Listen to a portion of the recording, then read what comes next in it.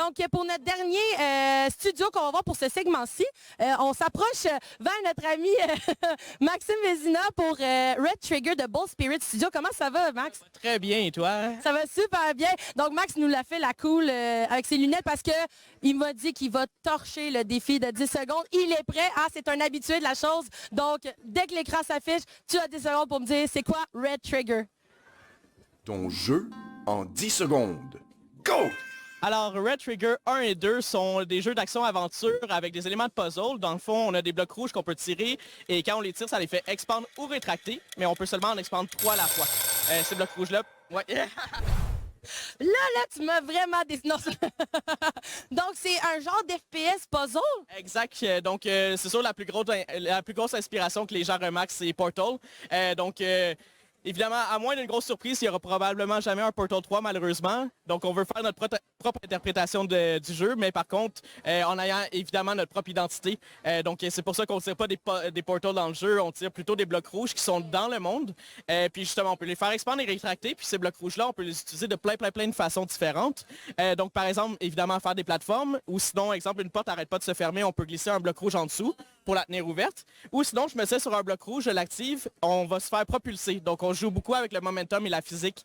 Donc, on utilise cette mécanique de base-là pour plein de façons différentes. Fait que, comme tu nous l'as dit plus tôt, c'est inspiré de Portal. T'étais-tu un gros joueur de Portal? Oui, absolument. On était dans le déni, genre, oh non, il y aura plus de Portal. Y a-tu d'autres genres de jeux que t'aimais vraiment bien jouer, qui auraient pu t'inspirer à faire ce jeu-là? Ben, en fait, on a plusieurs inspirations dans le jeu. On a aussi Metroid Prime au niveau de l'atmosphère et tout ça. En fait, on a même un mode de scanning où est-ce qu'on peut justement analyser l'environnement puis avoir de l'information sur tout ce qui nous entoure parce que c'est quand même assez abstrait comme jeu. Donc, ça permet d'avoir vraiment l'exploration à fond dans le jeu.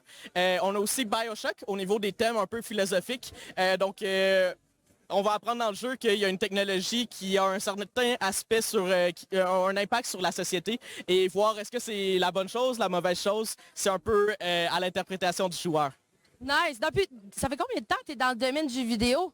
Ouais, ça fait depuis 2016. Donc, en fait, j'ai sorti le premier Red Trigger justement en 2016. C'était mon projet final étudiant. Puis, par la suite, j'ai travaillé 4 ans chez Ubisoft Montréal. Donc, j'ai travaillé sur Assassin's Creed Origins et Valhalla en tant que quest designer. Puis, en 2020, j'ai fondé Bold Spirit Game Studio, qui est dans le fond ce que j'ai toujours voulu faire. Puis, présentement, on a complètement remake le jeu from scratch. Le premier jeu, on va le sortir dans 1 mois en tant qu'une grosse mise à jour. Puis, on va aussi partir un Kickstarter pour la suite qui va être beaucoup plus grande, beaucoup plus ambitieuse. Puis du même coup, on va aussi aller à Gamescom à la fin août pour, dans le fond, en Allemagne pour tenter de trouver un publisher pour nous aider à financer le jeu. Très cool! Fait que ça serait quand même très important de wishlister le jeu, hein? Absolument. Donc, j'invite tout le monde à aller wishlist Red Trigger 1 et 2.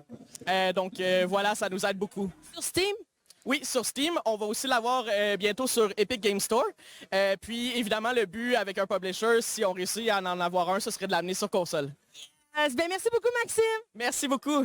Fait que c'est déjà la fin de nos 3 studios pour le deuxième segment. Des jeux encore cribles que j'ai hâte d'essayer. Je les ai pas tous essayés encore, j'ai juste lu là-dessus. Puis j'espère que ça vous a donné vous-même l'envie de les wishlister et de les essayer très prochainement. Donc, de retour sur la scène principale avec Bob Lee et Liz. À plus!